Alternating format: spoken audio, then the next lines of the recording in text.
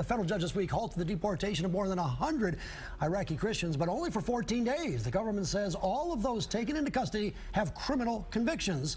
However, others say sending the detainees back to Iraq would mean their death. So, should they stay or should they go? Joining us right here, attorney Clarence Das. He is helping a number of Iraqis stay in this country. Next to him, conservative radio talk show host, WAAM Talk 1600, Thayrone X joins us back again. And Martin Mano, president of the Chaldean Chamber of Commerce. And finally, Ron Dwyer. He is a conservative blogger who says, obey the law and stay, break it, go. Let me start with you, Clarence. You are helping the Iraqis stay right here, but all of them are convicted criminals.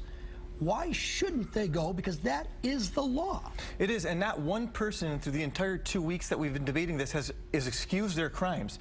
The problem is, what sentence should they receive that they haven't already received? Each one of these people has already been punished, sentenced sometimes 20 or 30 years ago, and now the effect of this deportation would be sending them essentially to a death sentence for a crime that many people got probation for. So we're, in a sense, committing double jeopardy against these people, punishing them 2 times for crimes they already committed. They wrong? This isn't a question of punishment then or now. This is a question of, are you here legally and are you obeying our laws? Now, I get that this is a death sentence for Christians in the Middle East. The Middle East is screwed up 100%. But I think we need to take this on a case-by-case basis. I mean, I'm for, like, you go before Solomon and state your case. And if you are the head of the Chaldean mafia, I don't know if somebody is, but alleged one of these guys is, out. If you're here for you smoked marijuana and got arrested for it, we'll hear your case, but man, if you screw up again in a nanosecond, you're out. Martin, are you really saying that the worst of these criminals, these are all convicted criminals, the worst of the worst should stay, even as we just pointed out, the alleged head of the Chaldean mafia? Well, I think it's unfair that, you know, media has been profiling some of these cases because the vast majority have been model citizens. They've done their time. They paid their debts to society. They employ thousands of people. They have families, and most, if not all of them, have spouses that are American citizens, children that are American citizens. The questions you ask, are they here legally? Yes, they did come here legally. Did they do a crime? Yes, but we shouldn't be sentencing them to death. Now, if this country didn't send people from Guantanamo Bay back to their host country because of fear of persecution, how would we do that to the Christians that are being persecuted in Iraq? And I'll continue to say this, we as Americans have a role to play here. I mean, look what's happened in Iraq since 2003. The U.S. invaded the country. In many instances, it was the Chaldean community, the Christians from that country, that worked side by side with the Americans as translators with the U.S. Army. And for that reason, we are always viewed as infidels, allies of the West, and have been persecuted. Even the vice president of this country, just last week, again reiterated that a genocide is being committed against Christians and other minorities in Iraq.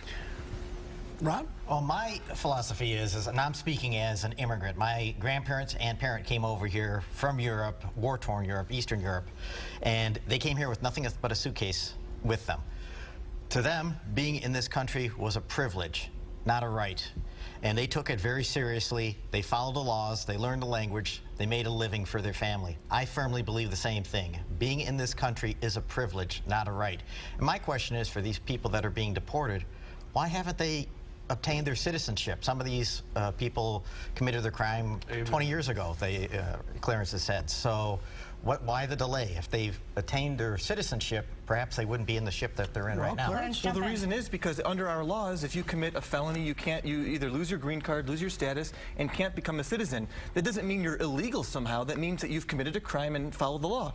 The problem is every prior president has allowed these people to serve their time, remain in this country, and as a result, these people have relied on America, relied on our churches, our schools, our system, and now have teenagers in school, have served in the military, have businesses, and there are other problems that we could focus on that we aren't on. This is a very tough and some would say almost a heartless call. You just made a great point. At some point, these guys should have been kicked out of here way back when, but we let it go, and it snowballed and snowballed, and now we're in a situation where they got to go. I mean, well, and we can't let any more in. That's it. Let's talk about the law. Let's follow the law. You guys keep referencing. I'm all about, this is a nation of law. We should follow the laws. But there's also a law that says, you know, you cannot deport people if they will be put in harm's way or if they'll be facing persecution Constitution, and it's very clear. Country conditions in Iraq haven't improved, they've worsened. So we, as a country, have to follow all laws. We can't just pick and choose, and one of which is we cannot deport people to a country where knowingly they'll be put in harm's way. Martin, let me just say, here's what's troubling me, though. And you voted for President Trump. Many of the, not all, but many of the Chaldean community voted for President Trump. Here's the president now saying that apparently it is okay to send Chaldeans back to Iraq. The only argument here is that these are, the law is very clear. If you are a foreign person, non-citizen, you commit a felony, you're out of here. If these were, instead of Iraqis, if they were Canadians, they'd be gone. So here's the issue, though. If the president is allowing them to go back, doesn't the president then say that Iraq is safe to go back to? Well, let's talk about that. Our government, the U.S. State Department, go to their website. It'll give you a travel warning for going to Iraq. There's a 2017 human rights report that talks about abductions, kidnapping, human rights violations against minorities. This is a community that is very conservative because faith is very important, family is very important. But the other part of this is I don't think the administration has weighed in fully yet. Hopefully, they'll understand, and there has been precedents before that people are given special consideration. If country conditions improve, we should revisit this topic. Law is not based on emotion. Law is based on black and white. You break the law, you pay the price. We agree. Follow it entirely. Like, you can't pick and choose which law to follow. What was Hillary's mind when she did those national security breaches? Follow all the laws, not just some of them, though. There is a law as well. And the law is that they shouldn't be here from back when they first committed the crime. But they are currently. And they didn't come here illegally. They are here at this point. They cannot be sent back because of the laws of this country. So let's follow all the laws. There are safe areas in Iraq. There is a green zone around Baghdad. There's 11 million people that are living in that green zone. There is some areas that are safer than others. Those are full under protection of the U.S. government. U.S. government personnel and Iraqi government. Let's talk about Iraq specifically. Just last week, the Iraqi Shiite leader, one of their supreme leaders, came out and said all Christians are infidels. They should either convert or have to leave the country, all of their possessions taken from them. Even in the relative safe zone of Kurdistan, an imam had a bad day one day, went out and said there should be no liquor stores, no salons anywhere throughout Kurdistan region. 40 of our shops were burned immediately. There's a growing Islamist movement even in the northern part of Iraq. But do you deny that these are safe zones and that they're not safe zones where people typically, these are government people that are living there. They're not the citizens 11 million government people are living in the safe zone? The safe zone is not 11 million people. It's a small area in which it houses the U.S. Embassy, many of the government of Iraq, and many other national and international embassies in which are doing business with the government of Iraq. I'll give you this. It is a safe zone for now. Once we're out, it's not a safe zone anymore. But even so, the law is the law. This isn't an open candy store in America. You don't just come in, break the law, and I want to comment on the law, because what Martin's talking about, the law that he's referring to is this something called the Convention Against Torture, which is a treaty that the United States has entered into that says we can't ship people back to countries where they could face torture. That's the law. That's the lawsuit we filed in federal court to say that the Constitution, the government's violating when we do this. The news came out yesterday now that you, Clarence, are actually getting a petition together, an application to ask the Governor Snyder, to weigh in this and essentially erase the felony convictions, at least on those state ones that are part of the state that he can do. Do you think that's going to be a strategy? Do you think the governor is going to allow these? He's going to give a pardon? Well, I, along with other attorneys, are working on this with the Chaldean Community Foundation. We're focused on case-by-case basis, just like my friend here has said. Each case is to be tried individually. There are some marijuana cases here, there are some financial crimes here, and then there are murder, sexual assault convictions. All we want is a chance for the governor to look at it and say these people don't pose a threat and can remain in this country. What's wrong with that? That's one of the things, though, I wanted to ask. In covering this story, you talked about the marijuana convictions. Many people asking, when marijuana is being legalized across the country at such a rapid pace, how is it then that you're still that people are still, sending them back or threatening to? Only two states have legalized marijuana. Well, it's projected to be legal in all 50 states in a little more than a decade, so it's happening. Well, and I think our state's going to have it up probably in the ballot in a couple of years. Right. The irony is that one of my particular clients who did have a marijuana conviction served probation for that conviction 20 years ago and is now facing a potential death penalty for the same crime he committed 20 years ago. That's the irony of this. A lot of these low-level crimes wind up with, oh, there's a gun involved later on, or there's somehow dealing involved. But Theron and Ron, what's wrong with having to take a case-by-case basis? And you know what? The people that are really bad, I mean, I don't know that you're saying everyone should say, but maybe some should go. And that's where I skew on it. Plead your case. And again, somebody's got a felony conviction. Are they going to go back and be beheaded? I don't know, but that ain't our problem, so to speak, as cold-blooded as that sounds. It is a problem. You got to start somewhere. It is our problem. We as Americans invaded Iraq, and it's not as if we're sending Canadians back to Canada. Conflating the whole thing absolutely not. Totally. We've gone from 1.5 million Christians to, yes, we did. What did we do in 2003 then?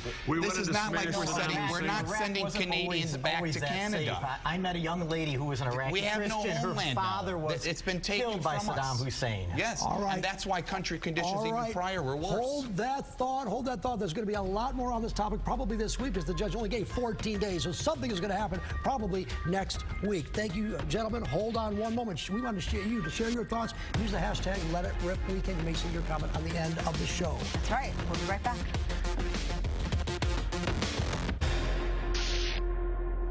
Time for you to be a part of the discussion. Jim, first tweet goes to you. Katie says, as a child of divorce, I know that 50-50 is not in the best interest of the child. No stability for the kid. It makes life horrible.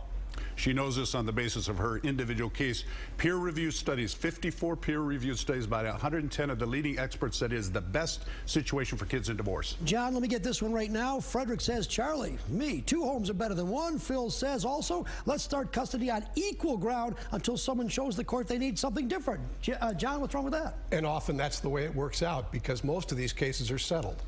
And when they have to go to trial, the judge has to make a decision, and it's not likely going to be 50-50 or equal. All right, Calvin Green says if Americans have to follow the law, anyone who becomes an American citizen, legally or illegally, should do the same. Martin, take that one. We agree, and we're saying that we should follow all laws of this country, not just the ones we pick and choose. These people were here legally. They got in trouble with the law. We can't deport them to a country in which they'll knowingly be put in harm's way. All right, some people want to know about the election over here. Let's give it to Tyrone. If some people say, D says, that sure we didn't invade Iraq, just like the Russians didn't mess with the election. Get real. I'm going to get real. We didn't invade Iraq. We went in to take out Saddam Hussein after 28 United Nations resolutions. Even Hans Blicht said this guy's got nukes and is going to use them. In retrospect, bad news. But we did not invade Iraq. We went in to fend off nuclear catastrophe. All right, a little double dip here, Tyrone. I'm coming back to you. This person says, if I committed a felony in this country 10 years ago, no one's going to slap me on the wrist and then slap me on the wrist again. It should be the same. Well, that's exactly the problem here, is we've already punished these people once they've served the sentence, and at this point, why punish them a second time, especially when the sentence could be worse than the initial crime in the first place? Martin, to you, they had years to acquire citizenship or asylum. They chose not to. They counted on the president to bail them out. Didn't work. What's wrong with that? Well, again, there's a process here. It's important that people understand these are not a threat to national security. These folks have to check in at least annually with ICE. These are easy targets because they know who they are, where they reside, they know about their families, they know where they're working, and so they didn't have a process to get citizenship once they committed either a misdemeanor or a felony. Let's go back to the parenting issue. Jim, to you, a 16-year-old child will always pick the parent whose rules are more relaxed or non-existent. That's ridiculous. Every 16-year-old child falls into these categories. No, at some point, you should at least take the child's concerns into consideration. Doesn't mean that's going to happen, but at least you're listening to the child. All right, then, John, we'll go to you very quickly. 2 people it takes to make a child, so why shouldn't they have equal custody? Well, they in fact do, unless there's some reason to divert from that. Got it. All right, thank you so much for tuning in. That's all we have for this edition of Let It Rip Weekend. Fox News Sunday is next. Remember to head over to FoxNewsDetroit.com for all of the news of the day. Have a great day. Bye-bye now.